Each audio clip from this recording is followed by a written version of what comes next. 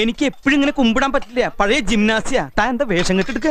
എന്താ എന്റെ രാമൻകുട്ടി ഞാൻ 1000 പ്രാവശ്യം ഈ നായിന്റെ മോനോട് ചോദിച്ചതാ ചോറിട്ടെന്ന്. അപ്പൊ അവന്റെ അമ്മയുടെ വീടിന്റെ തൊട്ടടുത്ത് തന്നെ എന്റെ വീട്. എന്നിട്ട് അവൻ എന്നോട് ഇങ്ങനെ പെരുമാറണേ. ചേട്ടാ കുറച്ച് ചോറ് തൊട്ടപ്പുറത്തെ അലേനെടുത്ത് കഴിക്കടാ. ഓരോരുത്തന്മാര് വയറ് വാടകയ്ക്ക് വന്നിരിക്കുക. എനിക്ക് ഭ്രാന്തായ ഞാൻ തുപ്പിട്ട് ചോറും വിട്ടോ. തന്നെ കല്യാണം വിളിച്ചിട്ടുണ്ടാ? ഉണ്ടെങ്കിൽ കല്യാണം കുറി കാണിക്കടാ.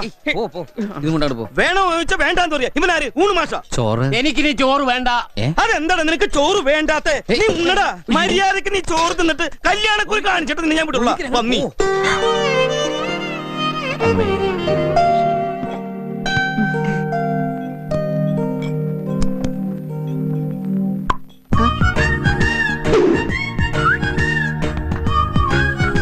അവരൊക്കെ സദ്യ വിഴുങ്ങിട്ടിരിക്കല്ലേ.